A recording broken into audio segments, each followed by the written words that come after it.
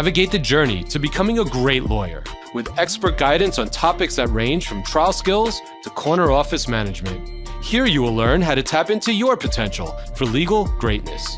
I'm Andrew Smiley, and this is The Mentor, ESQ. Let's talk about trial skills. I love talking about trial skills. I even wrote a book about it, as I told you. So definitely, I think it's really helpful. And again, the proceeds go to charitable causes. I've gotten great feedback from my trial skills book. I put in the book lots of examples, lots of transcripts, outlines, all that sort of stuff that you're free to use and take advantage of as much as you want. In the materials today, I believe I have a transcript in there. It's really long. You don't have to read it if you don't want. You could hop in, but it's the cross-examination I did at a trial of a biomechanical or accident reconstructionist for the defense. And I tore this guy up, and it was very effective. And it helped me win the case because I was able to really use it well in summation along with other things. But the reason I did such a great job was because the behind the scenes preparation that went into it. And as I've been saying all along, Sally, tell them what's the key when you're preparing for trial? Preparation, preparation, preparation. That's it. Just like he said. And I'm sure plenty of you know that by now too. I say it all the time. You cannot over prepare for a case. It's impossible. You want to have everything ready to rock and roll. You want to be prepared. And if you were to come into a courtroom and watch me cross-examine someone, or watch me give an opening statement, or a closing, or a direct examination, you'd be like, wow, that was good. He did a really good job. How'd he come up with that? Or wow, the way he did that, or spoke about that, or how do you remember that, or whatever it is. I'm not some special person. I work hard and I prepare, right? And when you prepare, it allows you to do that. When you prepare properly for an opening statement, it makes it easy to get up and deliver it. When you prepare properly for a cross-examination, it's a chess match. Cross-examination, you're setting it up. You know what you're asking. You know where you're going depending on whatever answers they give. So we can't stress enough through this program for all of you. You have to take time to prepare, okay? And we're happy to help you with that if you're not sure how, but we're going to go over some stuff now. So I've lectured extensively, at least an hour plus, on every single aspect of trial skills. And you could probably find most of them on the Academy database. So if you want to learn more, I'd encourage you, in addition to my book, to go there. But what I'm going to do now is just touch briefly for the next 2 hours on some basic trial skills. So here's my goal. My goal today is that if you never tried a case before, and tomorrow the senior lawyer in your firm assigns you and says, take this file, we got to pick a jury, you got to go try this case on Monday. All right? You've never tried a case before.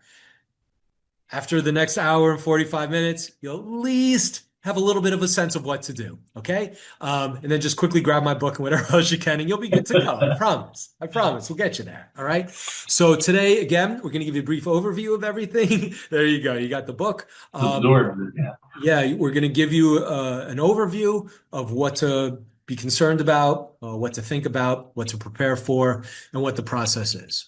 So first, I'm just going to tell you an overview of how trials generally work. After you finish the whole discovery process, once you've done this, all the depositions, all the exchange of information, all of that, you're going to file a document called the Note of Issue. And if you're in federal court, it'll be something different. You don't file something, the court sets it down for a trial. Again, look at the rules. Some places you're required to have a certificate that you are authorized to file the case for note of issue. Sometimes you need court permission to file the note of issue and say you're ready for trial. Sometimes you need an order from the court allowing you to file it. But a time's going to come where you're going to say, discovery is all complete, the parties all agree, we fought out all the issues, and we're ready for trial. And then you're going to be placed on the trial calendar. Think of it as you're on the runway at JFK on a busy weekend, okay? You're that plane who's 25th in order, and you're just going to wait and wait and wait until your turn comes up. Now, that time can take a while, depending on where you are. Most counties in New York, I think you're at least a year from when you file a note of issue before going to trial, and usually like a year and a half, 2 years, 2.5, 3 years. It could be a long wait. It really can. And especially now because there's a lot of backlog from COVID still. So what will happen during that time period is a whole lot of nothing. And it's very frustrating. It's certainly frustrating for us as plaintiffs' lawyers because we don't get paid until our case gets resolved. And if we've got a good case, we're ready for trial and we're waiting to either settle or go to trial, and there's no pressure on our adversary. We got to wait a couple of years. That stinks, right? But there's not much you can do about it. You can reach out, you can keep pushing, you can try to push for mediation, you can try and arbitrate, work the phones, always do what you can, but ultimately you're waiting for a trial. Then you'll be notified of a pre-trial conference. And these are conferences, they're also known as settlement conferences. New York County has a settlement part you'll get sent to with Miles Vigilante and Mr. Wilkenfeld, and depending on the case, where you'll have to go see these mediators, and they're going to try, and they're good. And they've mediated good cases and got cases resolved. And then they'll be the ones that'll send you and give you a date to show up to pick a jury. In Brooklyn, if you've ever been there, it's great. That's where we talked yesterday about seeing everybody show up with excuses not to get sent out to trial, and what to say, and that it's important to be honest with the court, but also to be prepared. And so the time's going to come that you're going to be told, all right, go put a slip in. That's a phrase, term of art in state court. Federal court, you're going to know when your trial is. You're going to know the dates.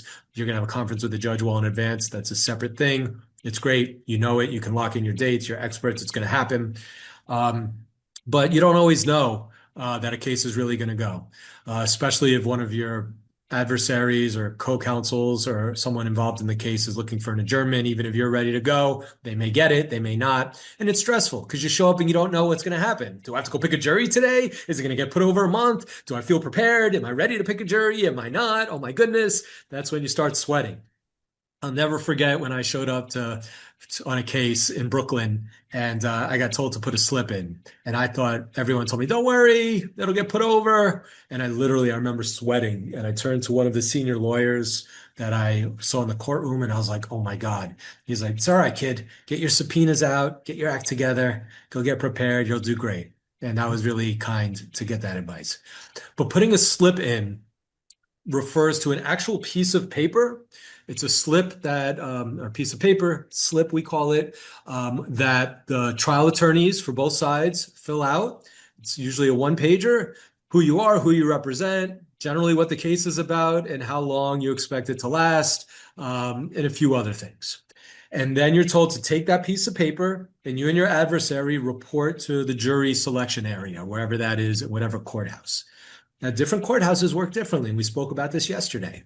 So before you go for a jury part, or a part that may send you out to pick a jury, if the case isn't resolved, you want to find out what could happen. Am I going to get sent out? What's the deal? All right.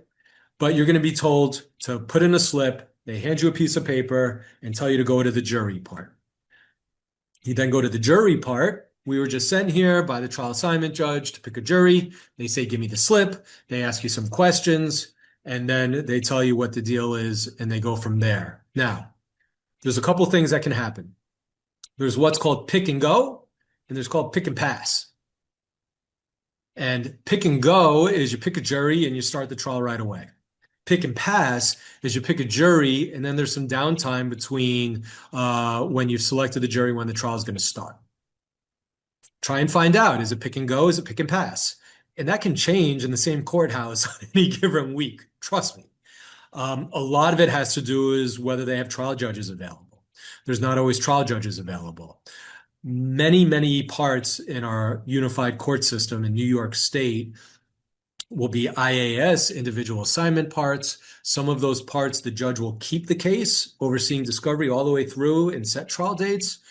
Other situations is a judge will just, once you're done with discovery and file, That judge is done with you. You're sent into general population. And when you go to pick a jury, they'll find you a trial judge. Sometimes the trial judges are ready and there is one available for you. Sometimes they're not. That can make a difference on pick and pass. It could also make a difference on where you pick the jury. Sometimes if a judge is there, they'll send you to go meet with the trial judge first.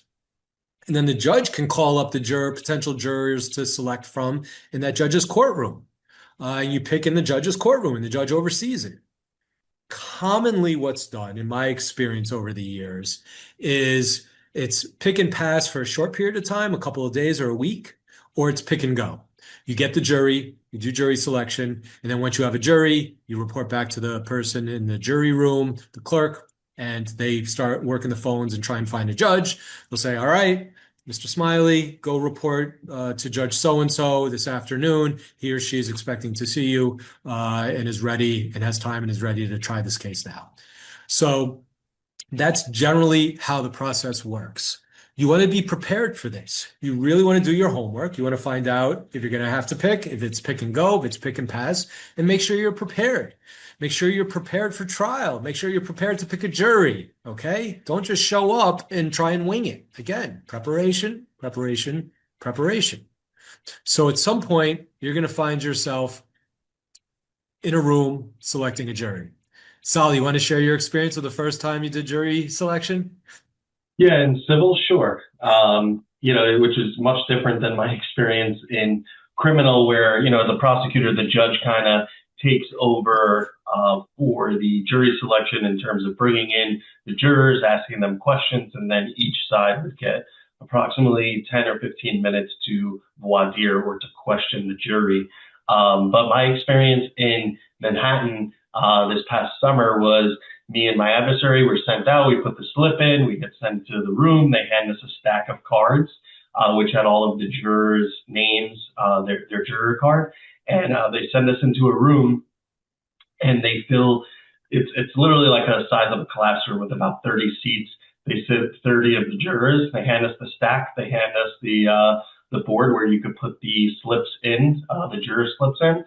And they said, go. They hand you an instruction sheet. And I was there, and Andrew was second seating me, as it was my one of my first trials with the firm. It was my first solo trial with the firm. And basically, we shoveled up the cards, and me and my adversary, Andrew laid out the cards and face down, and we picked cards and put them in order. And then those were the jurors that we were going to question first. And basically, look, this is where if you plant the seeds with working well with your adversary at the beginning of the case, by the time you get to trial, it shouldn't feel adversarial. Although there is stress, there is tension, it's a trial, but it should also feel relaxed. I had a good relationship with this defense counsel, so there were things that we were able to easily agree on than to just butt heads every step of the way. So, and because it's such a interesting situation in Manhattan where they kind of just throw you and they say, figure it out. It's nice to have that rapport with the defense attorney, so it makes it that much more enjoyable. So put X amount of people in the slips, call them up, sat, I think, the first 12, and we question those 12. And you don't go too much into the case, just a broad brushstroke about the details. And then from there, you start. This is the only opportunity you're going to have to speak to the jury.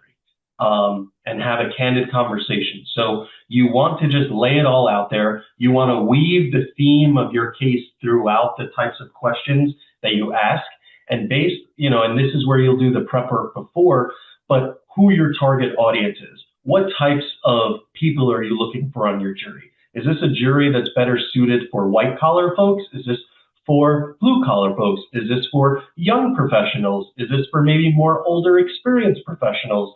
You have to figure out, you want more union workers, or you want various professions or personalities, or maybe things that you ask them questions about what shows or about what music they listen to might spark an interest into the kind of people they are and maybe the way in which they're headed.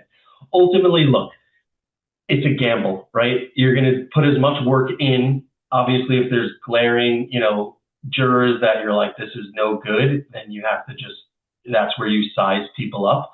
But at the end of the day, there's a little bit of luck involved. You don't know. And I was a former juror as well. I sat on a criminal trial and got to go in the back, and we made a determination on a criminal trial. You're never going to know what a juror's thinking. You could put on the best case. You could have a slam dunk case. You could have all the evidence in the world, and that jury's going to get back there and they're going to make a decision that totally goes against potentially what you're saying. So as much control as you have, you do the best you can. You weave in the theme. You try and absorb as much information as possible. And look, you pick your jury, and then from there, Andrew, I don't know if you want to cover anything else. Yeah, jury selection, I'm waiting for the question about, do we use jury consultants? What books do we read? Do we read David Ball's book on damages and jurors, resources, all of that? Look, here's my 2 cents on it all, having tried a bunch of cases and picked tons of juries over the years, is that there's no science to it. Potential jurors lie. There's no way you're going to find out if a person's right for your case, is going to go for you or against you in literally a few minutes that you have of questioning. There's just not a lot of time. You have no reason to believe they're being honest with you in their answers in jury selection. You don't know which way they're going to go. So the best thing that I feel you can do in jury selection is try and get a vibe. I know that's hard, and I know that's not, concrete on what a vibe is. But I try and see if what do I feel from this person? Do I feel that they get me? Do they feel that, if we were to step outside of this room and just chat about the day, if we'd have a nice conversation or not? Is it someone that I think has been staring at me the whole time in jury selection and looks like they're really angry and they don't want to be here? Is it someone that's like nodding and sort of going along with my vibe and what I'm saying? Sometimes you just ask people just straight up questions. Listen, I'm not too sure, are you going to be fair to my client? Can I tell my client you're going to be fair? And see what they say. It's not always what their answer is, but how they answer it. And again, I'd encourage you to look at my prior lectures and book on jury selection, where I get into more details of the process and what to do. But ultimately, it's a weeding out process. And you want to weed out people that clearly you don't think are going to be good for you. When I stand up there and say, does anybody have a problem just in general with the fact that my client is exercising her right under the law to bring a lawsuit and that she's going to be asking for money? She's going to be asking you to award her money in this case. Anybody have an issue with that? And if someone throws their hand up, need you say more if you're a plaintiff, right? But what if they don't put their hand up because they think, yeah, that's not going to look good? Then I'll go individually. Mrs. Smith, you didn't put your hand up, but I want to know, how do you feel about that? And I do make a point of asking always in jury selection on my plaintiff's personal injury cases those questions. I want to know. And you want to see how they answer. They could answer it a bunch of different ways. They could be like, no, I don't have a problem with it. They could be like, no, not at all. My sister brought a case. My brother brought a case. Or they could say, well, I don't know. It might depend, right? Well, what does it depend on? Well, I don't really know the facts of the case. And I try and say, all right, you don't know the facts yet, but I just want to know, are you open to that concept? And do you have any issue? So I may not like the one who says, it depends, or I want to see the facts. And I may really like the one that says, I have families who have brought cases before. I've got no problem. So you want to look at body language. You want to look at how they answer your questions. And then ultimately, you go with your gut. Now, before we move on from jury selection, because we could talk forever about it, there's generally in New York 2 types of ways to pick a jury. There's the White's method and the Struck method. And it changes all the time depending on where you go and what courtroom. And I think on Sally's case, we even showed up and we asked them and they were like, whatever you want to do. White's method, Struck method. How much time does each side have? Whatever you want. Just get it done before 4 o'clock. Okay. And make sure you break for lunch for an hour. So depending on where you are and who's overseeing that jury part that day, you're going to get different things. They may be strict. They may limit you in your time. They may tell you it has to be White's or Struck. But here's the difference so you know when you walk in. White's rules is, let's take the scenario where in the jury selection room, 30 people are brought in and they're sitting rows, 5 rows of 6. Okay, 6 across the first row and back until you hit 30. In whites, you will only question those first 6 jurors at a time. You don't ask questions of anybody else. It's not permitted. Just those first 6. Plaintiff asks questions, defense counsel asks questions. There's multiple parties. All the lawyers for all the parties get to ask questions of the jurors, but just those first 6. You'll be given everyone's questionnaires. All jurors have to fill out questionnaires before they go into that room. You'll be given them all. You have to pick out the ones for the first 6. Usually the way the first 6 are determined is either the way they came in the room, you can agree, or you're given all their jury cards as well as questionnaires, and you scramble them all up and you pull out one at a time until 6 come and they sit in the front and everybody else shifts around. You ask questions of those first 6, everybody. When all sides are done asking the first 6 questions, you then go and you address your peremptory challenges. I'm going to talk about that in a second. Struck method is everyone's lined up in their seats from position 1 all the way to 30. And that's their seat. You question the whole room, and then you go and do your peremptory challenges. If it's the whites method, first of all, challenges generally, they're called peremptory challenges, and each side gets 3 total, regardless of how many lawyers and counsel and parties are per side. 3 per plaintiff, 3 per defense is generally how it's done. And you can strike someone for any reason. Now there's things called Batson challenges, other things. If someone thinks you're striking them because of their race, their ethnicity, that's not allowed. But the reality is you don't have to give a reason why. You just say, I'm using my peremptory. And it goes back and forth. So in whether it's whites or struck, when you go out, you go down the list and first plaintiff goes, do you have a peremptory? I'll say, yeah, I want to strike number 2. Then it goes to the other side. Yeah, I want to strike number 3. Then it goes back to me. I want to strike number 4. Then it goes back to the adversary. Once you say I have no more peremptories to use on this group of people, if it's white's method, you then go back in. You fill in the seats for those that you've selected, and the others are dismissed. You get a whole new 6 people. You go through the same thing again. You go back out. And if you have any peremptories left, you go back and forth and you can use them. Usually the defense starts the first time and then it goes back and forth. All right. In addition to peremptory challenges, you can agree to strike someone for cause.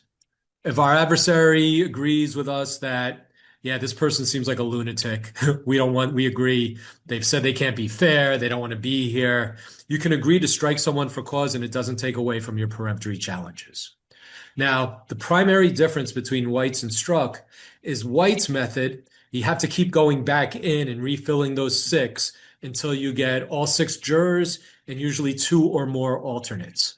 In a civil case, you need 5 of 6 to determine a case. So you have to have 6 jurors and you also have to have a minimum of 2 alternates. And judges will sometimes, if it's going to be a longer case, suggest you have more so they could fill in if someone has to leave. All right.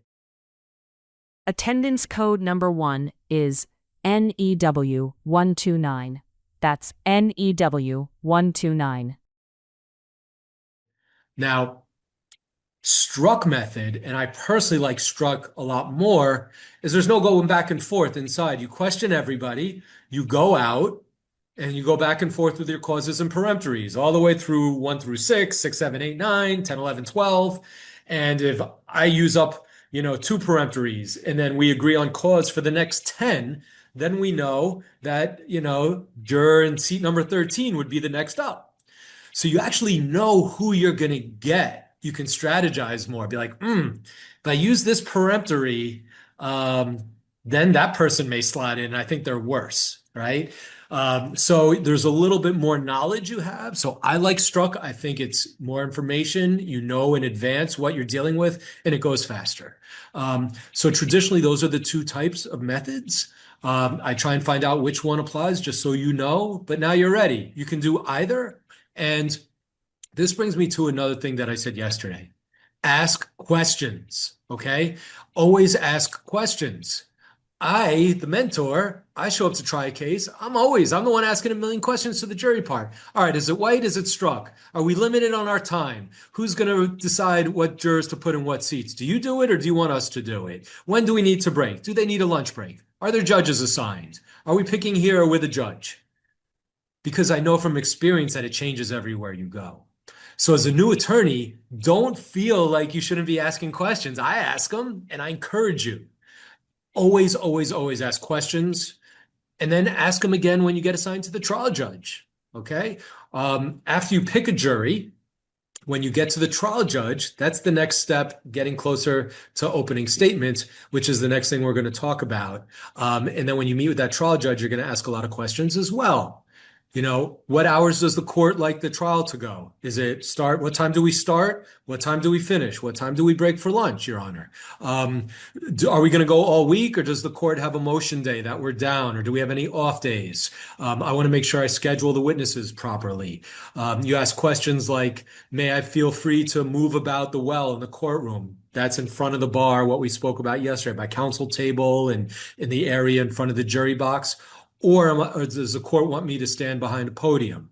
You want to find these things out. May I use exhibits in opening or not? Can we address this before we start the trial or not? We have an issue with a witness. You always want to ask questions and have a conversation with the trial judge before you get underway. Don't be shy about that.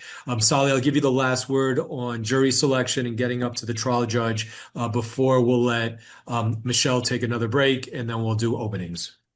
Sure. I just want to refer everyone to the materials. This is on page 313. So this is a sample from one of Andrew's trials.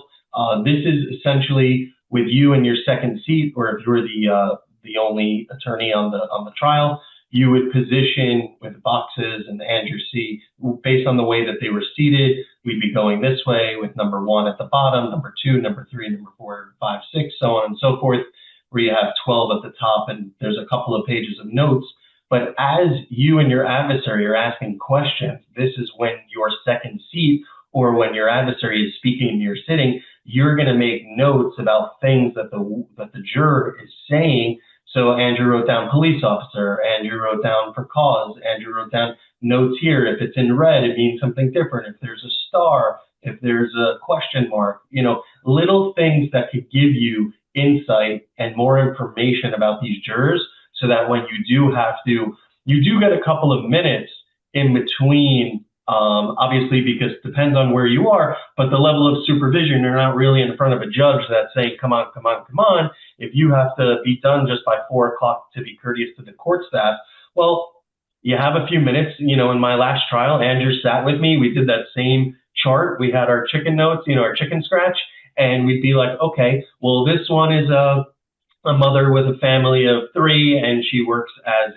she's a doctor, and maybe we want a trained medical professional on our jury. Okay, well, let's keep her for now. Oh, this one says they actively hate compensating people for, okay, that's no good. You know, and you move on. So those little notes are going to be helpful, that when you sit down and you internalize, who do I want on my jury? Now you have a clear vision and a clear view to then get there. So it's very important that you take as many notes as you can. And M for male, F for female, you know, likes b-ball, likes this, you know, prior victim of a crime, former plaintiff in a case. All of those things are going to help. So, and the other thing, and I'll leave you with this, is no one knows if it's your first trial. You know, maybe jurors can pick up, you seem a little nervous, but that's also just an uncomfortable situation. No one is going to know. So this is where your preparation will help fuel your confidence, and your confidence is going to help get you through these parts that may seem scary, but they're not. Because if you prepare, you'll be confident. And if you're confident and you have the skills and you read Andrew's books and you take the mentorship program, you're going to be in good hands. And I can talk about this stuff for hours upon end. There's so much that goes into jury selection that we haven't touched on. So I encourage you again to look at these alternative ways. And always happy to workshop it with you one-on-one. I offer complimentary Zooms to the profession. So you can scan this thing next to me and that'll bring you to my scheduling link. And I'm happy to workshop trial skills, what to look at and what to focus on in your case on jury selection. Jury selection is a great way to sort of posture yourself and get the trial off to a really good start. All right, let's talk about opening statements. So Opening statements are going to start after you go and see the judge. So that's the way it works. You pick the jury, you get assigned the trial judge, you go to see the trial judge, you go over all kinds of preliminary matters we won't get into because we don't have time now. But then housekeeping, if you ever hear that term. Housekeeping, marked exhibits, different things. You're going to want to check the judge's rules, ask the judge about rules, ask the judge about marking exhibits. A lot of things we can't get too far into, but then right then and there, or usually the next morning or whenever the judge is ready, you should be ready to start with opening statements. Usually you're not opening the same day that you're picking a jury. It's very, very rare. I can't honestly say I always have my whole opening statement prepared when I go in for jury selection, although I usually do because I'm always prepared. But you should do it, because if you don't, and next thing you know, the judge is like, well, we've got an hour left today. Let's get some openings going. Plaintiff, you don't want to be sitting there at a loss and not ready to go. So always have your outline for your opening statement ready to go when you're showing up for jury selection. And then you'll be sitting, the judge will call the jury up, bring them in. The jurors get sworn for that case in the jury box by the judge's clerks. And the judge will then give what's called an initial charge. The judge speaks to the jury for about 15, 20 minutes while you just sit there at counsel table. Will explain their duties, their roles, the rules of engagement. Lawyers aren't allowed to talk to them. They're not allowed to talk to each other. All that kind of boring, fun stuff. And then they will turn to plaintiff's counsel, who goes first, and they will say, Mr. Smiley, are you ready to proceed with your opening statement? I'll say, yes, Your Honor. They will say, please proceed. I then stand up and I say the same thing I've said countless times over the last 3 decades. Thank you, Your Honor. May it please the court, Judge Sampson, counsel, members of the jury. My name's Andrew Smiley, and I represent the plaintiff, Jane Doe, who's seated right over there. You will learn this is a case about fill in the blank. That's how I start all of my openings, all right? May it please the court. I introduce my client and I make nice eye contact with the jury. I'm not reading from anything. Whenever you're on trial, you should always have an outline, but you should never be reading. Outline, don't read. Outline. Your outline is always near you as a safety net. You wouldn't walk across a tightrope, between 2 buildings without a safety net below you, right? You wouldn't go to a gym and do trapeze without a net underneath. Same way you should never go to trial and do an opening statement or a direct or a cross or a closing without an outline. But that's all it is. The outline is a reference marker, so if you get off track, can get you back on track. As trial lawyers, we need to communicate. We need to communicate to the jury. We need to speak to them. We need to make sure they're hearing us. We need to make eye contact. And the way that you do that is through preparing, having your outline, preparing your opening. In my book, in my podcast, I'm sick of saying that, and I'm sure you're sick of hearing me saying it. So just read stuff, find stuff. I talk a lot about opening statements. I've lectured many, many times about it. And what I like to say is, if you want the jury to see pink, you have to give them a glass with pink lenses, all right? You have to frame the case the way you want them to see it. And as plaintiff, you go first. And many people say, opening statement should be no more than 5 minutes. You can't talk about evidence. I totally disagree with that. I am known to give very robust and lengthy opening statements, sometimes as long as an hour. I will detail our case. I will talk about the witnesses they can expect to hear from. I will give them heads up on things to look out for, especially things that aren't going to be good for the defendant. Wait till you hear me ask so-and-so about such and just tune in and see what they say. You have the way to set the stage. And as a plaintiff's lawyer, being the first person to get up in a trial and give the opening, you can command the courtroom and you could set down the marker. I'm here for real. I'm bringing it. I know my case. I'm comfortable with it, and I'm good. Many times defense counsel will get up after one of my openings and say, oh, Mr. Smiley, he's very eloquent. He spoke for a long time, but nothing he said has anything to do with any evidence in this case. You haven't heard a thing. He's telling you stuff, but it's not based on evidence. You haven't heard anything. Listen to the evidence. I'm confident you will find for the defendant. Thank you. Right? I mean, literally, I've had defense counsel do openings like that. Also, bad, bad, bad. Don't talk about me. Talk about your client. Talk about your case. Show that you're just as good as plaintiff's counsel. Get up there. Frame the case the way you wanted them to see it. Okay? So in the materials, you'll see more information on opening statement, but you want it to be robust. You want it to be persuasive. And the water trick, I'll share with you now. The water trick is always have a bottle of water. This is my bottle I have here. Either your own bottle of water, a cup of water, Poland Spring that I'll often grab at the guy at the corner on my way into the courthouse if I forgot my bottle. Always have a bottle of water nearby, either on your desk or just below on the counsel table, just below counsel table. The court doesn't want anything on the table. Ask them. If there's a pitcher on the table, fill it up with water. They'll fill it up for you. Have your cup there. If you're at a podium, have it at the podium, okay? And the reason you have the water there is the water break is if you draw a blank. You've got a great outline. You're in the middle of giving a great opening statement. You're ready to move on to the next part, and then you're like, what do I say? And you draw a blank. And that's a big fear we all have, right? It's a big fear in public speaking in general. One of the things I talk about in my mentorship program, public speaking, and how to do a good job of it and how to prepare so that you don't have the fears. But one of my fears is always blanking out and like being a deer in the headlights and forgetting what I'm talking about or what my next point is. So what happens?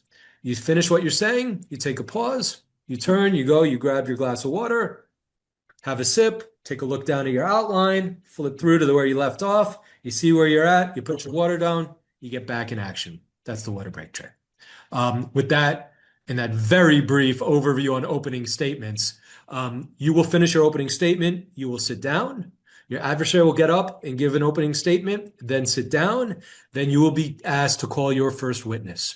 And then it'll go in that order. Plaintiffs will call a witness, direct exam, then cross by the adversary, redirect, recross if necessary, and the case will continue that way up until we get closer to closing arguments. Sally, any last words you want to share with about opening statement before we go to some of the questions?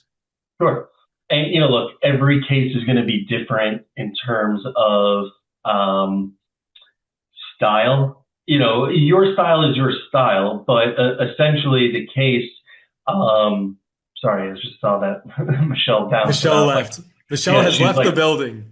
Done with this. But look, your car accident case where we're talking about a bulging disc is probably going to be a different opening statement than a potential catastrophic ski injury case that happened that's just more involved. But the whole thing is you want to keep a running theme of just engaging with the jury and telling a story and trying to make them interested, but maintaining your credibility as well. Because you don't want to over embellish something that is, that's not there. If it's a low impact rear end and you're like, and she was rear ended. And then you find out that they were driving 5 miles an hour, 10 miles an hour. Now the jury's like, this attorney just stood up there telling me this whole opening, making it seem a lot worse than it was. But if you can resonate and tell a story and captivate the jury, as opposed to just saying, may it please the court, my name is Michael, I represent the plaintiff, and I'm here to present evidence that's going to prove my case. And, what does that do? So you want to, and this is where you have some poetic license to have some fun. And this is your, if you think of acting, this is your stage and the jury is your audience and the witnesses are your characters, and everyone has a role. So have a little fun, use the well if you can. Again, this is not a Broadway play. I'm not saying carte blanche to just go rogue, but have a little fun. In my last trial, it involved a piece of rebar. And I picked up the rebar, and this was more in my closing because it wasn't in evidence, but you're going to see photos. You're going to get to feel a piece of steel rebar and see how it feels in your hand, let alone against my client's lumbar spine, his lower back, the pain that he felt from that cold steel bar. So those is how you can bring details to life, and that's where you need to really work on that. But as Andrew said before, if you have your opening before jury selection, that opening is going to help with jury selection too. It's just going to help you mentally prepare for the case. So if you can find a way to be captivating, and if you need help, again, reach out to us and say, how do I make this case come to life? How do I make it more interesting? We can help you. Yeah. And just to follow up on that, don't write a check you can't cash, right? Sure. So don't say something in opening statement. You will hear that that you can't prove or that may or may not get into evidence. We all going into a trial have some things that we're like, can we get that in? I don't know, maybe let's try. So just be careful of what you promise. But again, there's often an objection that counsel's arguing or counsel's trying to talk about evidence and argument, giving argument. So what you just have to preface everything with is you will hear, you will learn that the evidence will show that. Okay, so you preface a lot of things throughout the trial, throughout the opening, using those words. Yeah, one last thing, because I just saw a question pop up. Amy says, any pointers for opening statements in a bench trial? Look, you're going to have this whole presentation for your opening in a bench trial, and the judge is going to say, he may interject and say, all right, move it along, just get to the point. That may happen, but for the judge, it's different than for the jury. So you may need to give less facts or less detail or less pizzazz. In front of a jury, you may want to give that because you want to prove the point. The judge already has heard these things, knows a little bit about the case potentially, so they may move you along. But I would prepare the same opening, and if they need you, then you just water it down. Yeah, I agree with that. Absolutely. All right, let's go through a few more questions here. And then we just got one more hour to go. You're in the home stretch. We're almost there. All right. And what we're going to talk about in the next hour, after we go through some of these questions, we're going to talk about direct and cross-examination. I'm going to give you a little primer on how to put something into evidence and how to impeach a witness. All right. I promise you, you're going to be able to try this case that you're not expecting to have to try next week. Okay. Let's take a look at a couple questions. Can a deponent, Jack is saying, can a deponent be held liable for damages if he or she refuses to answer a non-privileged question? I don't believe so. I mean, a court can always sanction someone if they want to, but usually, no, they're not going to be held liable for damages in that situation. Robert, I've seen a car case. The defendant asked about employment. The plaintiff allows the place of employment. However, when asked about salary, the plaintiff withdrew on the record any claim for lost wages and had the client waive it on the record and then preclude any further questions on pay. Thoughts? Yeah, nothing wrong with that. So let's say we have a case. We have a client who's earns $100,000 a year, working for Acme Corporation, right? They were involved in a car accident. They broke their leg. They had surgery, bad injury, but because they have a good company, they didn't lose any income and they're getting paid leave or whatever it may be. So then, you have to allow, if you're the plaintiff's lawyer, you have to allow a little bit of leeway when they say, were you employed at the time of the accident? Yes. What did you do? I did this. Up until the point of, and what's your salary and how much did you make? Then plaintiff's counsel can step in and say, we'd like to put on the record that there is no claim for loss of income, and we are waiving that claim, so we're not going to allow any questions getting to income and earnings. That should be sufficient. We've done that a lot. Sometimes they ask you to follow it up and confirm in writing. But yeah, there has to be, as I said earlier in depositions, it has to go to an issue in the case. And if his income cannot be shown to somehow be an issue in this case, then it's not really appropriate to ask about that. And a good adversary will acknowledge that, be like, oh, okay, if you're not making a claim for lost income, we'll move on. Okay. All right. Joseph, this goes towards your point dealing with combative defense attorneys. Recently had a deposition where I represented the son of a father whose ashes were tampered with. We sued the funeral home. The plaintiff's deposition, the first defense attorney was professional. The second was combative. Deposition was via Zoom. He was pacing in his office, throwing his hands in the air, shouting. He was being a bully. Started to ask the son how much money it would take to make this case go away. Started throwing out numbers. Wow, this is quite something, Joseph. Yeah. I objected and directed my client not to answer. I went into detail why on the record. I'm curious how you would have handled that. All right, so I think you did a good job. I would say, counsel, these are not appropriate questions. Please limit your questions to deal with facts in this case. This is not the appropriate venue for what you're asking. And also, I'd like to put on the record that you're walking back and forth, waving your arms, make a record of it. Say, I'm happy to speak with you off the record and try and help you through this. If not, please limit your questions to concise, appropriate questions and handle it that way. It sounds like you did a great job. I mean, there's no exact terminology or words, but the point is letting letting your adversary know, listen, you can't pull this shit, all right? Cut it out. This is not what happens in a deposition. And it sounds like you did a nice job of that. Good for you. All right, Eugene, how do you deal with a defense attorney who blatantly lies in his affirmation to the court to vacate an order striking their answer? He completely lied about his excuse. Look, I mean, I've had papers where I've turned to somebody and I've responded in our papers to the court and say, counsel for the defendant is totally misrepresenting the facts to the court. That's absolutely not what happened. There's no evidence it did. And so try and hit it on the facts. If someone's fabricating something, call them out on it. All right. Can I explain? Yandy's asking how to get in contact with the judge in state court regarding a ruling on a question to a witness, calling chambers, specific logistics. Yes. So as we mentioned, go into the deposition with a phone number for chambers and a phone number for the courtroom, because the judges usually list both. Find out those numbers and or call either of those before the deposition date and say, what's the best number to call if we need a ruling, and then have those numbers with you. So I always have both numbers available, or if I don't, I'll quickly email my staff and say, I'm in a deposition. Can you pull up the judge's numbers? Because we're going to need to call the judge. So that's how you do it. Ross, why do so few lawyers play chess? I don't know. I don't play chess. I prefer to race cars. We all have our hobbies, right? I don't know the answer to that. I think there are a decent amount who play chess. We all have different things that we like to do to try and keep our minds sharp. But chess is certainly good when we're planning things out.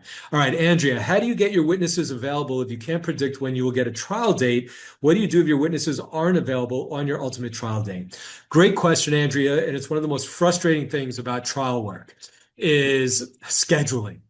You want to know that a case is going to go for trial. You want to lock in your experts. Many experts will say, like a doctor will say, I can only do Wednesday mornings, and you need to give me $10,000 a week in advance. We just had a case where there was an inquest. We had to pay a neurosurgeon $10,000 a week before. The night at 5 p.m. before the inquest, our adversary made an order to show cause to stay the inquest, which was signed. We're out 10 grand. That sucked. And then we had to pay it again for the next time we need the doctor. So, but even with my trial too, I mean, we had a scheduling conflict. The doctor was only available on Tuesday and Thursday and not Monday, Wednesday, Friday. And the judge wanted a shorter leash of the trial to end on a certain date, which might have put it over. But again, this is where you lay the groundwork. If you play nice in the sandbox with your adversary, then what the adversary said in my trial, Your Honor, as long as we could go out of turn, we could take this witness here, we can put them there. I'm happy to work with Mr. Solomon and his client's schedule or his witness's schedule. That's where doing the front work then will reward you on the back end during trial when you need it the most, when you're in a jam. Yeah. And what you should do is once you have a sense of when you first can possibly get sent out to trial, right? This is all part of doing the homework. What's going on? Are they sending out? Is your adversary looking for an adjournment? Is your adversary going to be ready to go? Is the court going to send you out? You need to reach out to all the witnesses. You have to say, listen, I don't know what's going to happen. We may get sent out. Are you around? Are you in town? Are you available? What's going on? And if your doctor says, oh, I'm on vacation for the month of January, I'm sorry, you're just telling me this now. Or if you find out in October, you may be sent out in January, you have to reach out to all the witnesses. What's your availability? When are you not available? What days are you available? You have to start this process early, so then you will know if they're going to be away. You don't want to wait until you're sent out to pick a jury to then start calling witnesses. So you have to plan in advance, and you tell all the witnesses, I'm going to do the best I can to slot you in for Tuesday, but if the judge doesn't have trials on Tuesday because it's their motion day, I can only do what I can do. I appreciate you working with us. You just do the best you can. It's very frustrating. It's really hard, but that's all you can do. You just got to work with scheduling and keep a dialogue going. Keep communication with your experts. Keep communication with your witnesses. That's the best you can do. Okay. Yeah. I mean, my last trial was 4 witnesses, which was, easy to schedule. And then the trial before that, we had 30 witnesses, and it's not always easy but that's where you have to work together with your support staff and your team to really split up the assignment of, hey, you got to call these witnesses. We have to block out these dates. You really have to work together on that. All right. A partner's asking, can you have jurors struck based on your sense of any biases to the facts of your case? Will that be a peremptory strike only? So here's the key thing. If a juror says they cannot be fair, that's it. It's for cause. You don't have to use a peremptory. That's the magic phrase. Well, I don't know. Maybe I could, maybe I couldn't. I really need to know, can you be fair to my client or not? Can you tell me that, yes, I will be fair? If they can't say that, then that's a cause, and you can strike them for that. If it turns out that, you're bringing a case, your client got run over by a subway train, and one of the prospective jurors is a train conductor who drives trains for the city of New York, the New York City Transit Authority, and you say to them, can you be fair? Oh, yeah, I'm a train operator. I'm sure I'll be fair. I'll do my best. You could say to your adversary, come on, he's a train operator. Despite what he says, I think that's, we've got to strike him for cause. And I would go to a judge on that and say that's for cause. So if there's facts like that that are so closely related, you can try it for cause. Always try for cause because it saves you from having to use your peremptory. But if the judge says, listen, he says he could be fair, I'm not going to let you strike him for cause, use your peremptory, then you have to. All right. Tatiana, hi, asking what research are allowed to do beyond a courtroom? Can you do social media? Hey, all I can tell you is if you've got somebody's name and you're at home on your computer and you want to look them up, who's going to tell them you can't? You can't confront anybody with information you find. So like if you've got juror number one and you then go home and do some research and find out juror number one is potentially not good for you because of what you find, I don't think you'd probably want to go to the judge with that. I think you're kind of stuck. So I guess in theory, if you're in the jury part and you have the names of all the potential jurors and you have the first six and you want to give them to somebody and say, quick, go Google them, see what you could find out. Yeah, you could do that. You could do that. We had a list in a federal court trial we had a few years ago. We got a list of all the potential jury pool coming in and their names, and both sides hired companies to do full research and social media and whatever information we could find. It didn't really make a difference at the end of the day. I'll just tell you one fun war story that goes into jury selection. Talking about a train case.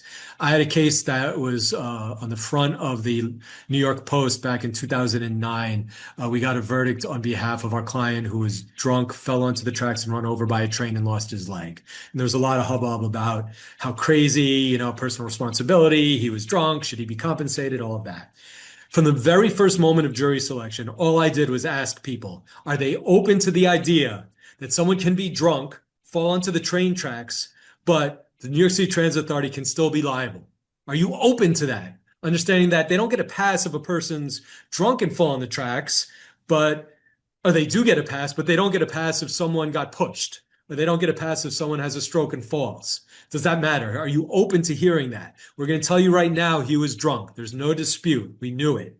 And so that helped me pick a jury. I got people off the jury, but there was one person who was in his 20s like my client. He worked in hospitality. He had a friend who had a leg off, he said, and he said he has no problem. He's taking the train drunk all the time, right? I was like, this guy's perfect for our jury.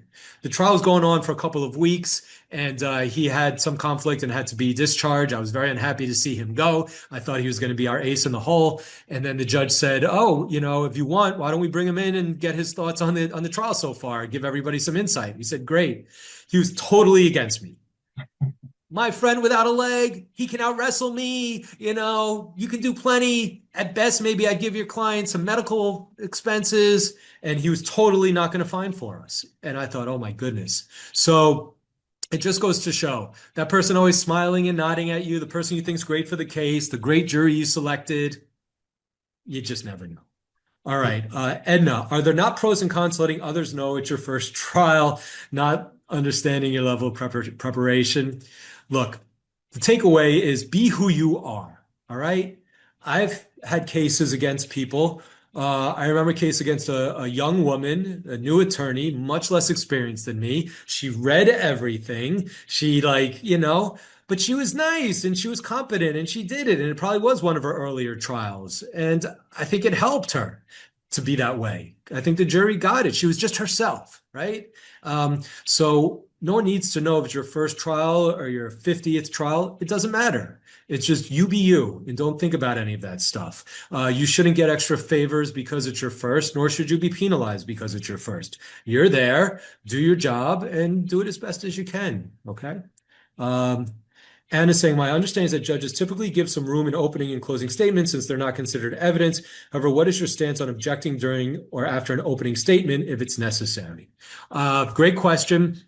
I do not like objections during opening statements unless it is blatantly horrific. You could always say something afterwards to preserve anything on appeal. I don't like interrupting others, but sometimes you have to. Sometimes you get interrupted. Sometimes you have to interrupt each other. You have to preserve any appellate issues. You're there on behalf of your client. So stylistically, I don't like to object a lot. I don't like to interrupt my adversaries. I don't like to be interrupted. But if it has to be done, it should be short, quick, and you deal with it. If you can wait, say it afterwards, you should. But if you feel that you need to say something in the middle of it, then do what you got to do. Megan, do you think there's a difference in speech given for defense versus plaintiff attorneys? Should defense attorneys be less performative? Again, be you. Just be you. I like to talk with my hands. I'm very animated. I'm very demonstrative. I'll move around. I had a case once where a guy was injured doing dumbbell presses on an exercise ball. The ball burst. So I, turned myself sideways. I was demonstrating an opening statement. It's good. And all of a sudden, bang, the ball burst. So that's me. But I've also tried cases against lawyers who stay at the podium. They're very quiet. They're very measured, and they can also be very effective. So just be you. Don't think about needing to do more or less. Don't try and be like me. Don't try and be like Sally. Just be you. Yitzhak says, yep. Okay, you can answer Yitzhak's, and then let's move on to some skills, and you can put these in. All right, let's do it. Do I prefer a bench or a jury trial? Great question. I think they each have pros and cons. The bench trials, faster, smoother, no issues with jury selection, with uncertainty, with scheduling. If you got a good judge, bench trials can be good, can be better. But if you got a bad judge, if it's difficult, if the venue's bad, you might be better off with a jury. So that's going to be on a case-by-case, venue-by-venue basis. That's the best way I can answer it. All right. We only have 45 minutes left, and here's my goal.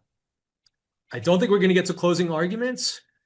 Read my book, do some homework, reach out to us. Happy to give you private tutoring on closing arguments.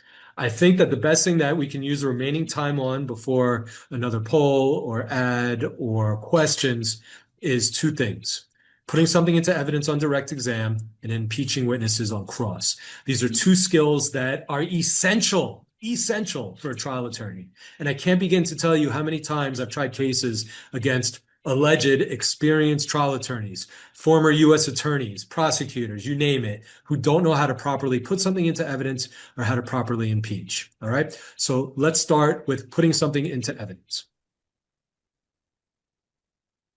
When you have a witness on a stand, when you have something you want to get into evidence, there's only certain ways that it can be moved into evidence. Okay. Let's take a business record, for example. Let's say you have somebody from an elevator company and they've got a record that talks about the repairs that they did or the service that they did. All right. And you need to get those repair records in. You can't just stand up and say, Your Honor, we want to put these repair records in evidence. Can't do it. You have to put it through a witness who can authenticate it. Think of authentication as, yeah, this really is it. It's not modified, it's legitimate, because otherwise, in theory, as lawyers, we could bring anything to court and offer it in evidence. Ultimately, for something to go into evidence, there has to be some sense of reliability, that it is accurate, that it is what you're putting it in as it represents to be. Now, some things can go into evidence without a witness. Medical bills, hospital charts. There's CPLR provisions for that. We have those in the records, and you can look that up. I'm not going to start citing CPLR provisions, but there are different ways to get certain items into evidence without a witness. We're not going to talk about that now. We're going to talk about your obligation and how to get something into evidence through a witness. Whether it's a photograph, a video, a document, a letter, the process is the same. and here's how it works. The first thing is whatever you want to do and offer into evidence, it has to be through the appropriate witness. That witness needs to be able to say, it is what you're saying it is. Whether it's a photograph, they need to say, yes, that's a photograph of my car. It fairly and accurately depicts it. Those are catchphrases. Fairly and accurately depicts. So here's what you do. Let's take a photograph, for example. Let's say I want to show a photograph of my client's damaged vehicle taken at the scene, showing all the damage caused by the accident to the rear of the car where it's all pushed in and bad, showing a big impact. And I've got my plaintiff, the driver, on the witness stand. First thing you have to do is you have to have that photograph marked. And that's either going to be pre-marked, some judges, and that's what you're going to ask in housekeeping, want all exhibits pre-marked. Means they're given a letter or a number, they're identified as what they are, and that's how you're going to refer to it before it goes into evidence. If it is not pre-marked, some judges want it marked at the time of trial. So what you do is you stand up with that photograph.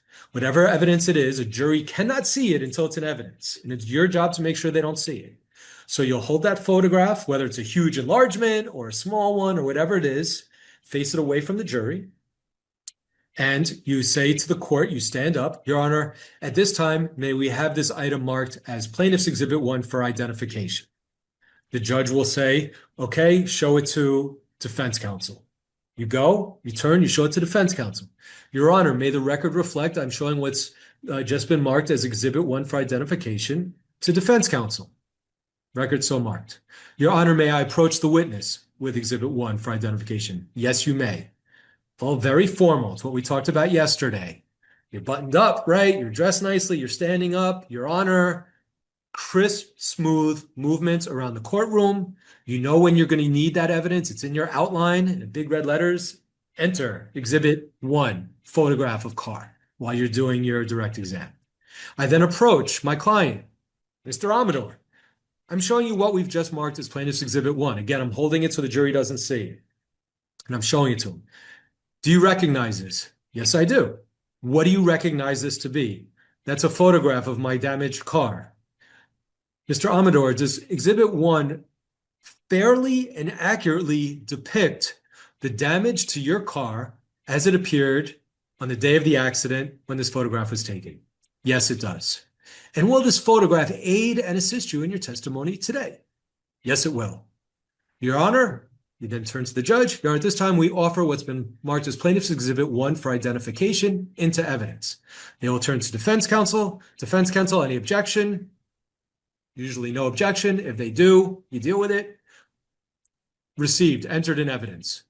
Then, once it's in evidence, you could show it to the jury. If it's a blow up, you could put it on an easel. If it's a piece of rebar, like what Solly was doing, he did the same thing through our client. Do you recognize this? What do you recognize it to be? That's rebar. Was this the type of rebar that you were hit with by the assailant? Yes, it was. Will this aid and assist you in your testimony today? Yes, it will. Your Honor, we offer it in evidence. Received. Then you could show it to the jury. You can also publish it to the jury, which means either holding it up and walking in front of the jury, or you can actually give it to the jury. We actually handed the rebar to the court officer. You say, Your Honor, we'd like the jury to be able to see this. Can you please have this published to the jury? The court officer comes and collects it, hands it to juror number 1. They feel it. They pass it to juror number 2. You could send evidence around to the jury. Just ask the judge. That's the methodology for whatever evidence you're trying to get in. If it's a videotape, if it's a business record, is that your signature? Does this fairly and accurately depict it? Is this the actual thing in your records? If it's a business record, was this generated in the normal course of business? Yes, it was. And you authored it? Yes. You signed it? Yes. So when you're thinking about how you get things in evidence, generally, if it's something signed by the witness that is under your control, they can put it in through them. Yep, I signed that. That's mine. Yes, yes, yes. Prep your witnesses to just say yes to all your questions. It's pretty easy. Mr. Amador, I'm going to show you a bunch of stuff. Just keep saying yes when I ask you all these questions. Do you recognize this? Yes, I do. Do you recognize this? Yes, I do. Will this assist you? Yes, it will. Do you recognize this? Yes, I do. Makes it very smooth. But you have to be organized, know what your exhibits are, and get it into evidence. A quick little story. When I was in law school, before I was a true lawyer, almost a lawyer, I was at trial. My father was trying the case, and I was sitting in the back watching it. And the defense had a surveillance video of our client. and wanted to get that video into evidence to show the jury. By the way, only once have I seen in my entire career a surveillance video that was actually worth anything. Usually they end up helping us because it's great to be able to show that as doesn't catch our client lying about anything and just shows them limping around their front lawn. And it shows how dare these people, instead of acknowledging fault, they spy on the plaintiff. They send people out to hide in bushes and invade their privacy. It's great arguments to make. Anyway, he's trying to get this video into evidence. And he keeps offering, Your Honor, we offered in evidence. My father stands up, objection, sustained. He keeps trying 10 different ways, but he fails to say, does this fairly and accurately represent the video that you took surveying the client? And it kept getting objected. It was to the point where his associate, the partner who couldn't get in, his associate, I knew was looking at me and was doing one of these and looking down. And it was just embarrassing. And finally, I think the judge had mercy on him and called him up to the bench and said, listen, you need to say this. So don't be that guy. All right. Make sure you move things into evidence properly. I've just given you the speed version of how to put something in evidence, but that should do the trick if you have no further time. Go ahead, Sally. No, that was great. And, definitely helpful. And so we have a question from Hadassah, which kind of relates to this. How would you prevent the jury from seeing something like the rebar before it's entered into evidence? So let me just say my piece and you can chime in if anything I missed. But sure. This is where you would hash things out during housekeeping also. So there's no surprises when these things are going to be introduced. Now, the judge could say, and correct me if I'm wrong here, I think we just handed up the rebar itself. What you could also do, which the judge may insist, is if you have a photo of the rebar, which we did, and maybe we put the photo in and then ask permission to publish the rebar, the actual rebar to the jury. Now, that wasn't in fact the actual rebar that was used at the date of the incident, but it's for demonstrative purposes to show that this is the type of rebar that was used in this case. So with big blowups of bad injuries and damages or things that the jury isn't privy to until it is in evidence, you're not going to be holding the piece of paper and then showing it, handing it to the witness. You're going to be face down, handing it to the court officer. The court officer is going to take it from you and they're going to hand it to the witness. So there's not really room for the jury to see what's on the paper. But then once it's in evidence, then you can do anything. So it's not like you're publishing it to the jury beforehand. You have to go through all of the steps to lay the foundation to authenticate the document, to get it into evidence. And then after it's in evidence, you would have permission with whatever the court's guidelines are of how they want you to introduce it or publish it to the jury. But whether they want the actual rebar, if I handed a piece of rebar, it's not a surprise. And if it doesn't come in, I just mentioned it in my opening statement, you may see a piece of rebar, and if it doesn't come in and I can't lay in the foundation, then it is what it is. It doesn't negate the fact that I mentioned it or that the jury actually saw the physical rebar before it was entered into evidence. Attendance code number 2 is NEW 232. That's NEW 232. Yeah, and just to follow up on keeping things away from the jury until they're in evidence, for the most part, as long as you turn your back and keep it between you and the witness and your back is a little bit to the jury at that moment, otherwise you don't want to obviously have your back to the jury ever, but for that purpose, it's fine. So if it's a piece of rebar and you could just hold it close and turn. Also, there's usually a barrier at the jury box. It's a solid piece of wood usually in front of the first row. So what we'll often do before the jury gets called in, as long as they're not coming in that way, we'll put stuff down up against that walls, for lack of a better word, partition. If it's photographs or blowups, we'll have them face us, and then you just sort of hold it up. There's ways to do it. And if it's something really big that's being brought in as an exhibit, then you can always do that out of the presence of the jury. You could address it with the court. I believe in the case with the rebar, they made an in limine motion not to let us bring it in. The judge ruled and denied it, and the judge said, I'm going to let it in for demonstrative purposes. And so we kind of knew it was coming in anyway, and we may have even moved it into evidence outside the presence of the jury, and then it already was evidence. And I think that's actually what we did. So there's ways to manage it. The key is don't get in trouble. Don't start waving stuff around. Make sure the jury doesn't see it before you go there. All right. And we got a good question while we're on this topic, and I think you'd be good for this. Is it necessary to ask the witness if this will assist his testimony, what if I just need to get something into evidence through a particular witness, but we'll use it later on through maybe another witness? Great question. I think technically you may not need that question. Technically, you're fine with saying it does it fairly and accurately depict it. If it's a document that was made in the normal course of business, it may even be an adverse witness that you're calling to get a record from them in, and you're not asking them for their testimony, if that's what you're saying, and you just need it in, then the foundation would be, do you recognize it? What do you recognize it to be? This is a work order. Is this the type of work order that's generated in the normal course of business for Acme Corporation? Yes, it is. And is it your department that oversees the warehousing or keeping track of these documents or filing them or maintaining them? Yes, it is. Or you could say, in fact, is this your handwriting on this? Does this indicate you? Yes. And it was made in the normal course of business. And it fairly and accurately depicts what's in your files. Yes, it does. In fact, this is the actual one from your files, so you could do it that way. So you don't always need to say, will it aid and assist you in your testimony? But if you can, and it will, I would throw that in. It's sort of a little extra buffer. And especially if you want to offer something for demonstrative purposes, you want to also ask that question as well. So good one. Yeah, and just another high level thing while we're on this topic, you can have something that's called subject to connection. So maybe you can lay the foundation with one witness, but then you need to confirm the final authentication or foundation with another witness. Like as a prosecutor, we had witnesses that maybe collected the evidence and then turned it over in chain of custody to the next officer who received it and documented so if we're putting something into evidence, I may call that first officer to say that I recovered that document, and then I chain of custody hand it to this witness and say, Your Honor, subject to connection. And then I bring the next witness on and say, did you receive this from, police officer A? Yes, I did, and does this, so on and so forth. So that's another way where you can subject to connect the evidence through another witness. Yeah. So again, one of the things to always consider when you're thinking about evidence, what I like to do is create like a chart of evidence that we need to get in and how are we getting it in. So it could be hospital bill. We'll get this in through the CPLR pretrial. Photograph 1s, 2, and 3. We'll get these in through the plaintiff. Report filed by defendant. We'll move this in through the defendant. So you need to figure out how you're going to get in what.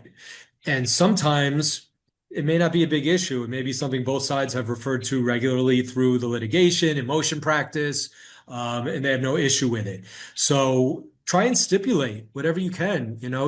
Reach out to trial counsel before the trial starts, before jury selection. Hey, are you going to be trying the case? So am I. Just want to know any issues we can go over, any questions you have. Also, I was wondering if there's any evidence that we can talk about, that we can stipulate to, anything you want to get in, that you want to share with me, because you have to anyway. You have to show it to me before you put in evidence. Let's see what we can agree on. And usually there's a lot of pieces of evidence both sides agree on, and then you can just stipulate. And what you can do is even before the jury comes in, or before your opening, or before your first witness, when you're in a break with the judge, Your Honor, we've stipulated to several items that we'd like to put into evidence. Can we do that now? Judge say, great, let's go. And then you stand up, Your Honor, we have exhibit 1 is this. Parties stipulate that this is exhibit 1, and then you go on. So it just streamlines, it makes things easier, and I recommend doing it. The court appreciates it too. Yeah, the court loves that. Think about it. Judges, the less they have to make rulings on things, the more they can get you to agree on something. It's no reversible error if the parties agree, right? So a trial judge is going to be really happy when lawyers get along, and will like it when you show up, because they always tell us when we show up, we're like, oh yeah, we're getting along fine. We've agreed on stipulation. Oh, that's great. Glad you guys working it out. The less I have to rule, the better. So think about your audience in that regard. All right, let's get to cross-examination. In the material, Sally, do we have a sample digest from me? I think we do. And I think we also have a section from my book on how to get things into evidence. So I'll let you look for those. any materials that we could direct everyone to for when I'm done. But I'm going to verbally explain everything while Sally's looking for that. So what do we have here? Okay. Is this what you're looking for? Yeah, but before that, there should be a digest. That's the cross outline. And all right, so we have in there a template for an injured plaintiff outline, which is great. So if you have to do your first direct examination, you have that there. There we go. That's it. Yep, right there. So what you're looking at on the screen now is what I refer to as a digest. Other people may have other names for it. You can handwrite it, you can type it out, whatever works for you. Now, this is the deposition. It's a sample one I created for the materials. It's a sample digest of a train operator. And you must do this before cross-examining any adverse witness. You must digest their transcript if you have their transcript. And it's exactly what it looks like. You literally sit down, and this is easy stuff. You could do it sitting on the couch with the TV running in the background or while the kids are running around, or this is sort of pre-trial work that you just have to find time and get done. But this digesting is not too brain intensive. What you're doing is you're reading through the transcript and you're looking for things or answers given that you think may be helpful to you and that you want to elicit at trial. So the first number on the left is the page, and the second number is the line. So if you look at this first entry at page 2 of the transcript, line 5, I've obviously asked, how long have you been employed as a train operator? And he has train operator for 5 years. Then on page 3 at line 10, I've asked, isn't it true that as a train operator, you're trained to look for people on the tracks? And he says, yes, I'm trained to look for people on the tracks in his deposition. And at page 3, from line 18 to 25, he's aware that people can fall on the tracks or for other reasons on the tracks, okay? And you go down, and so you'll see a page in line where he saw the plaintiff on the tracks but thought it was garbage. He was 3 lanes away. He honked the horn. Then he was 1 car length away, right? Now, watch what happens when I finish with this digest, and now I'm ready to cross-examine him. Now, here's my outline. Sir, you've been employed by the New York City Transit Authority for 5 years as a train operator, correct? He's going to say yes. If he doesn't, I have his transcript to impeach him. And I know at page 2, line 5, that's where I have that answer. And isn't it true, sir, that as part of your training, you actually trained to look for people who fell on the train tracks? That's true. And you knew, in fact, you were trained that people would fall on the train tracks, and you need to be on the lookout for them as part of your duties, right? Yes. All right. So I'm not making this stuff up in the courtroom. I know these are the first questions I'm going to ask. This is my outline resting on counsel table. And I know that if he doesn't give me the right answer, I've got the page and line number and I can impeach him, which I'm going to go through how to do in a moment. All right. My second topic for cross-examination is that he was going fast. Sir, you entered the station going 30 miles an hour, didn't you? Yes, I did. You didn't know what the speed limit was. Nope. And it was slower than what you were traveling for, right? And then I continue to go on.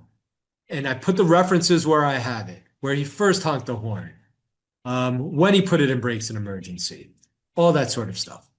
So this is an example of how you frame a cross-examination. First of all, your outline should have point headings like this. Think of like 5 to 10. That's usually a good amount for cross-examining any witness. All right, I think we could stop the screen share now. And so what I've done is, in my outline, I've decided, what do I need from this witness? And that's a conversation you need to have with yourself or with whoever is assisting you in preparing for trial. Again, don't just throw a witness up on the stand to cross-examine them unless you know why you're asking them. You should be asking them specific questions to establish certain points. So I had one point. I want to establish his experience, that he's actually trained for this. I want to get out of him that it doesn't matter why they're on their tracks, right? You don't pull up and say, oh, that's a drunk, I can run over them. But, oh, that's an old lady who got pushed, I better stop. It doesn't matter, right? You have to stop no matter what. Isn't that true? And that's what you're trained. Because isn't it true, sir, that most of the people who are on the tracks are probably drunk or on drugs or shouldn't be there for some reason, right? Doesn't mean you're not supposed to hit them. In fact, you're not supposed to hit those people if you can stop in time, correct? Correct. So I had a whole section on that. Then I did a lot of sections about speed, distance, because that was going to come into play, knowing how far away he was when he first saw him. If I knew he was 3 car lengths away, that was very important because I then established that a car length is 225 feet. So 3 or 150 feet, pick a number. So you multiply that times 3. So if it's 150 feet, he's 450 feet away. And then I know my expert has done all the calculations, the engineer who says these trains when going 30 miles an hour, put brakes in emergency means slamming on the brakes, will stop within 150 feet. So, sir, you know that if you saw him and you were 3 car lengths away, if you slammed on the brakes at that time, the car would have stopped with 150 feet to spare and you wouldn't even have hit him, right? So there's a reason why you have all these sections for your case.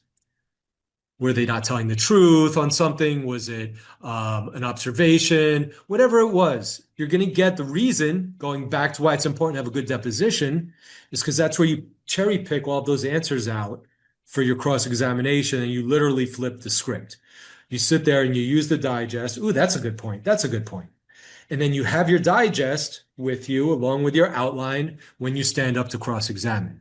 So if I say to him, and isn't it true, sir, you were trained to be on the lookout for people who fell in the train tracks? And he says, nah, they never trained me that. I say, really? They never trained you that? No. All right. You lock him into the answer. Then you go and you grab your digest. And I see page 5, line 2. And then while I'm pulling this up, I'm now about to lay the foundation questions for impeachment. Impeachment is when you catch a witness saying something contrary on the stand under oath than they previously testified to under oath. Okay? And all that matters is it was under oath. It doesn't have to be at your deposition. I've had cases where I've impeached witnesses with other depositions from other matters, especially experts, where they say, oh, you know, this train would never break in time. And you're sure about that? Yeah. Do you remember in the case of Jones versus Transit Authority, you were an expert in 5 years ago, just like today? You went into court, you took an oath to tell the truth. You remember testifying as an expert? And do you recall? And then I draw him to under oath the prior testimony that is contradictory. So here's how impeachment works. There are certain foundation questions that you must establish in order to properly impeach, or your adversary is going to object and you're going to look silly. The first thing you need to do is you need to lock the witness in to an answer to a question on the stand and get that firm answer, which I did, right? You're saying you were never trained about this. That's correct. I was never trained. That's part 1. You lock them into the answer that's different than what they previously testified to. Then you start with the questions that you need to know by the time you've been doing this as long as I have, and hopefully a lot sooner in your head all the time. It's easy. Exactly how you say it doesn't matter, but the key elements I'm going to go over with you right now. The first is, do you recall testifying at a deposition in this case? If it's an expert and it's a different case, do you recall testifying at a deposition in the case of so-and-so and so-and-so? They'll always say yes. If they say no, you say, Your Honor, may I approach to refresh this witness's recollection? So I'm handing, and you mark it, I'm handing you Exhibit 1, copy of your transcript. Do you see your questions and answers? You recognize this in this date? So you were asked questions and you gave answers on this date, right? Yes. So the first thing you need to do is lock down they did give prior testimony. Then the second thing you want to lock down is that just like here in court, where you took an oath to tell the truth, at that deposition, you swore the same oath to tell the truth, right? Yes, I did. Then you want to say there was a lawyer with you, right? And you had a lawyer present with you when the questions were asked of you. And if you happen to be the one, if I was the one who did the deposition, I'm the one who asked you, right? I was sitting there and you had a lawyer with you from the Transit Authority across the table, right? You remember that? Yeah, I do, Mr. Smiley. Okay, good. Sometimes you're lucky it's the same lawyer in the courtroom. It was, Miss Alston right there. She was the one, right? Yeah, okay. The 3 of us were in a conference room at the Transit Authority. I asked you questions. You gave answers under oath. And they were truthful, weren't they? Yes, they were. And after you finished answering my questions and giving those truthful answers, you were provided a copy of the transcript to review it for any errors and then to sign off on it, right? Yes. And you did sign off on it and you didn't make any changes, did you? That's correct. You need to establish that because if you haven't done a deposition or seen a deposition transcript yet, every witness has to sign off on their deposition in New York and that it's accurate, because court reporters can type things down wrong. Just because they type it down doesn't mean it's accurate. And then there's what's called an errata sheet at the back of a deposition transcript. And that's the witness's opportunity to change their answer. Usually it's because there's a typo or the court reporter got something wrong. If it's something substantive, like they said they were going 30 miles an hour in their deposition and then they make a change and say 5 miles an hour, then that raises eyebrows. But there's usually a line next to that that says reason for the change, right? So just as a practice tip, if you know your witness gave a bad answer, they can correct it. But if it's a trial, get ready for them to be cross-examined. So obviously you need to know if they've changed it or not before you go to do impeachment.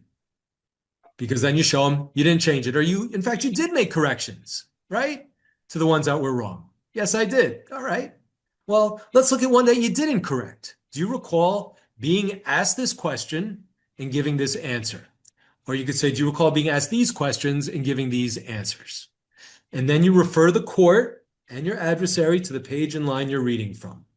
So it's Your Honor, counsel, I'm referring to this witness's transcript of January 15, 2025, page 2, line 5. Question: you were trained to be on the lookout for people who fell on tracks, right? Answer: yes, we were trained for that. Sir, you recall giving that answer to that question, right? A little different than what you just told this jury today, isn't it? Yeah. All right. And when you gave the answer to that deposition, that was a lot closer to the events in question, and there was no jury there. And now we're several years out of it. Memory's not as good. Right? There's different things you can say afterwards, but jurors get it. Don't beat it to a dead horse. You've made your point, and then you can continue to move on, and you can address that later on. Now, it shows the witness, hey, buddy, or hey, ma'am, you better be correct in your answers, because I'm going to come at you and show the jury that you're not being straight with them. And then I've had cases where time and again, okay, going back to that transcript, you recall being asked this question and giving this answer. And if it happens a lot, that gives you fodder in summation. You saw this witness wasn't being truthful with you, changing stories, trying to say what would help him in trial. Don't do the whole, were you lying then or are you lying now? That's not an appropriate question. Somehow, some people always ask me that. Aren't you supposed to say that afterwards? No. You never want to call somebody a liar. The jury's going to get it right. You said under oath at a deposition with a lawyer 2 years ago and within a year of the accident that you were trained. Right? Now you're saying you weren't. Okay, that's it. So that's how you impeach. You have to lay the foundation, prior testimony, under oath, lawyer present, gave truthful answers, had the opportunity to review the transcript, signed off on it, didn't make any changes. Then you should always bring extra copies of the witnesses you're going to cross-examine that day to court with you. Judges will want them, and they'll love it if you have it. When you're about to do it, Your Honor, I have a courtesy copy. Would the court like it? Oh, yes, Mr. Smiley. They'll sit there and they'll read right along. And they'll usually read a little bit more than just that question and answer. It's a great way to get some information in front of the judge. You don't have to give a copy to defense counsel. They don't have a copy of their witness's transcript. That's their problem. Okay? So that's how you impeach witnesses. It's a really important skill to practice and try. And again, the best way you do it is by doing a good deposition, digesting the deposition, and then using that deposition when you're making your cross-examination outline and you're putting those lines and numbers so you have everything ready to go. The worst is if you get somebody and you think that you've got the opportunity to impeach them, but you don't have the page, you don't have the line, you're not all ready, you're running back. I don't want to be leaning, Sally, can you find it? I can't find it. Can you find it? He's flipping through pages and the jury's sitting there watching you frumphering around. You got to be on it. You got to be smooth. And that's going to be the difference between you and your adversary, because your adversary isn't here today. And your adversary hasn't taken my programs, and your adversary hasn't learned the proper technique for impeachment. So they're not going to be organized. A jury's going to see them not having their act together. They're not going to impeach properly because they won't have locked down. What I often see happen is my adversary will ask a question of a witness and then go to impeach them, And I know that they're not giving contrary testimony. So they're trying to compare apples and oranges, right? And they try and impeach him with something that has nothing to do with the answer they just locked him into. You stand up and object, improper impeachment, and it'll get sustained. And just make someone look bad if they're trying to impeach a witness and they can't and they haven't prepared. So again, preparation, preparation. All right. Solly, anything you want to talk about cross-examination? Yeah, I would just say, and someone had a question which says, wouldn't your impeachment techniques be negated by the opposing properly prepping the witness? Yeah, I mean, you're not always going to impeach the witness. If they're not saying anything that needs to be impeached, then I guess that attorney did a good job, or this witness is just maintaining the line and staying credible. So yeah, you wouldn't use you wouldn't impeach if there's nothing to impeach on. But the whole point of cross-examination is to address and attack credibility of this witness. So you'll use those pattern jury instructions that we previously mentioned. You'll figure out what elements you need to prove your case.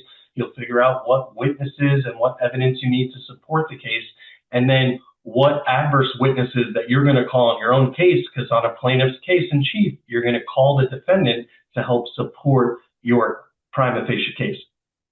So you want to attack the credibility of this witness to make the jury think less of this witness and how, not necessarily as a person, but in how it pertains to the case, that this person can't be credible, so that by the time you get to summation, it's easy to say, you were sitting in the courtroom when I asked him the simple question, and he said he's never been trained for this, but yet 2 years ago during his deposition he was.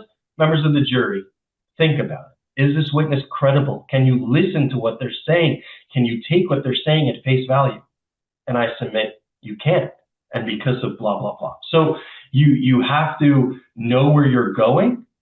And in order to do that, that's why digesting, and when I got to Smiley and Smiley learning about digesting, you kind of work backwards. You work from their deposition, you create the digest. That digest is then going to basically write the outline for itself, because you're going to use all of the points that this witness said that you want to elicit, and it's really helpful. So if you stick with this method, now just overall in general for prepping for trial, what is good practice that I think, and Andrew is as well, have 3 copies of everything. Whether it's a piece of evidence, whether it's a BP, whether it's a pleading or something, just have 3 copies, maybe even a 4th, just in case you spill water or coffee on one. One is for you, one is for your adversary, and one is for the court, and then one is to put into evidence. Now, you don't always necessarily need, like Andrew said, an extra copy, a courtesy copy for the defense counsel on a transcript. On a piece of evidence, if it's a document, a photo, I would print out a copy, even though the defense counsel has it already in their possession. I would just say, here's a courtesy copy. But 3 to 4 copies of everything, and make folders. So in each folder, you're going to have a folder for each witness. So if it was this train operator, you're going to have a folder, train operator, John Smith. And in that folder is going to be their deposition transcript, and is going to be any evidence that you want to admit through this witness. So you are ready, you're good to go. So when you are ready and they say, call your next witness, you pull out of your trial bag or you pull out of the stack that file, that folder for just that witness. So nothing else, everything is clean on your desk. So in addition to being prepared in preparation, you have to be organized. And if you're organized and prepared, you're a well-oiled machine. So if you have a folder, and I even match a digital folder on my laptop that mirrors the folder, the physical folder that I have, and I have a copy. So when Andrew was second seating me on my trial this summer, I have the folder, he'd have it. I'd say, handing a copy of this plaintiff's exhibit 1 to the witness, Andrew would have it, he'd give it to me, I'd have it. It's just well oiled. So if you have copies of everything, you have folders for every witness, everything else will fall into place. You're going to feel more comfortable when going throughout the trial. Yeah. All right, let's get into some questions, because we're 11 minutes to the hour, and then we're going to be done. We're going to do the poll right at the end. So we're going to get through some questions now. Again, there's a lot of material here on trial skills. So hopefully you took away some little bit of tidbits, but There's a lot of resources out there on trial skills, as I've spoken about. I encourage you to avail yourself of them, and any help that we can provide, that's what we're here to do. Just let me know. And I do go over trial skills in the mentorship program as well, if you're interested. I did get a bunch of emails yesterday. Thank you for all those interested. And just to put it out there now, it starts in January 14th. We meet once a month for an hour and a half, January through June, by Zoom, small groups on Zoom, 5 to 10 lawyers at a time. It's a one-time fee of $250 that goes to my charitable contributions. I'll send you a link and details about all of that. And we go over public speaking, marketing, referrals, trial skills, all kinds of good stuff. It's great networking. It's a great way to learn in an interactive, small environment like this. All right. Going to some questions now to wrap this up. Vincent is saying, can you mention in an opening a defendant's criminal history if it is relatable to the subject of the injuries in your civil suit? So I would caution you about talking about criminal history. The law is very specific, not always clear.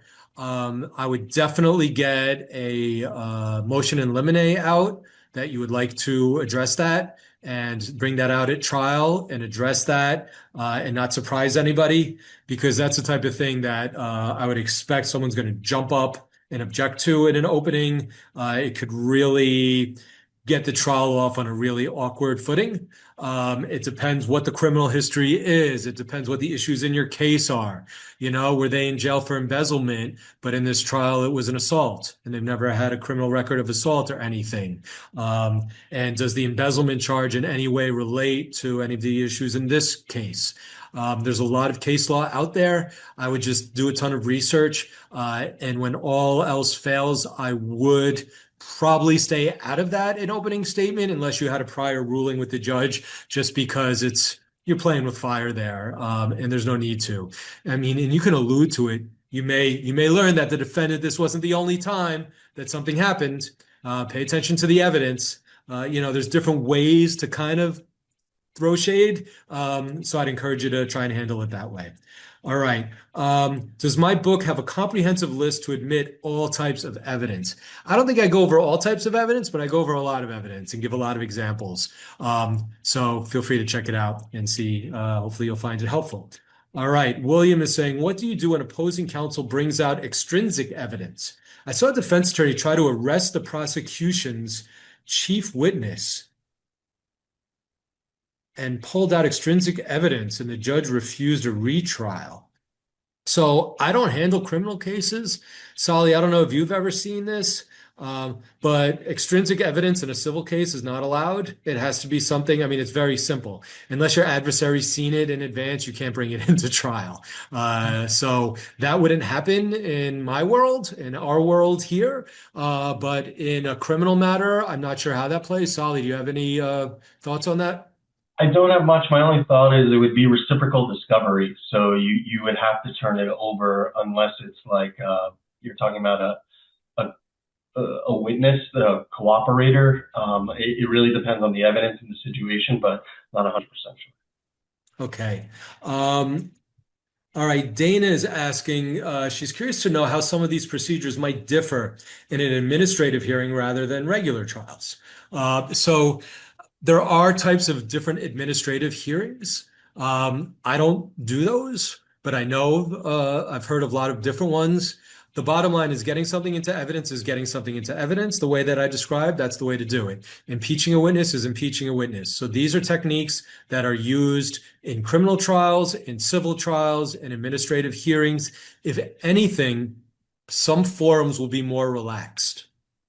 And you can ask. So at certain administrative hearings, you may not need to lay foundations. You may not need certain things as far as showing reliability and accuracy.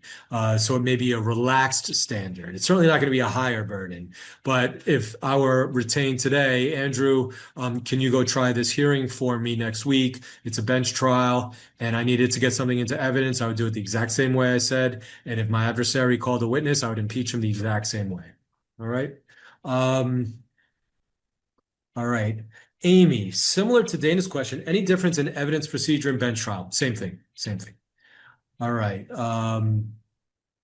Yeah, there's absolutely no difference in a bench trial compared to a jury trial as far as impeaching witnesses and putting things into evidence properly. If anything, the judge may just call you right out and be like, counsel, this isn't proper impeachment, or counsel, you have to lay a foundation. What are you doing here?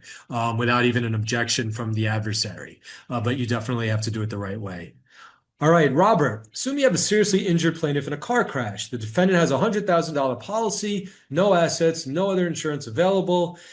If there is a liability argument, the carrier offers a trial negligence only with 1,000% of negligence, $1,000 percent. What'd you do to contract? I'm sorry, Robert. That's way too confusing for me to try and answer in the few minutes we have here. Feel free to email me directly. But ultimately, the short answer would be you are stuck as a plaintiff with the available coverage and the assets of the person. So we have had cases, quadriplegic, horrific injuries, 25 auto policy, no other coverage anywhere. The person that struck them is basically unemployed, no money, no assets. That's it. It doesn't matter anything else. You are going to be limited, unfortunately, to the coverage in a case and to the assets of the individual, no matter what the fact pattern is in any given case. And that's unfortunately ends up very unfair for a lot of people. All right, Yandy, I understand that a certain amount of time, if there's no correction made, no signing of the transcript, we can use it as assumed to be true and accurate, especially for summary judgment. I ask in case we cannot get the adversary to actually get the document signed and returned. Yeah, when we send our letter out, I forget what statute it is. It's probably in the materials, but we reference a CPLR statute that if it's not returned signed, I think within 30 days or 60 days, it's deemed sufficient and admitted as is. So that's all. You just make sure you send that letter out with the depositions for them to sign, and then you're good to go. If they make some objection, you can offer that to the court, and you're good to go.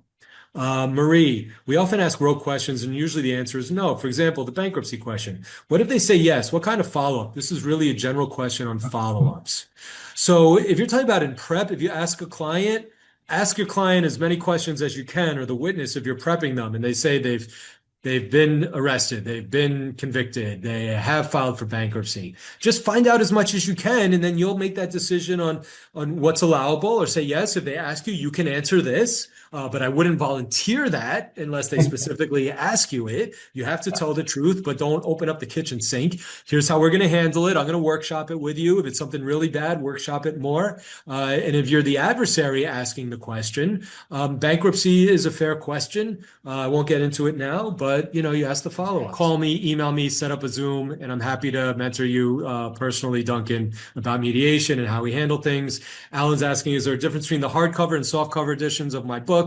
Nope, the content's the same. It's just one's a hardcover, one's a softcover. And the softcover is cheaper. I also have Kindle versions and Audible versions. So if you want to save as much money, you can do that and get it that way. And we only have like 30 seconds left. Any other questions, feel free to reach out directly to me or Sally, set up a one-on-one. If you have interest in the mentorship program, let me know. We really enjoy helping and making this a better profession for everybody involved. Hopefully you found some value over these 6 hours from yesterday and today. I'm still all fired up. I don't know why, but I guess it's just being here with Sally and talking about trials and skills. It's exciting stuff, and happy to continue sharing that energy with you guys whenever you'd like. Sally, thanks for joining me. I'll let you get the last word, and look forward to speaking and helping and working with all of you in the future.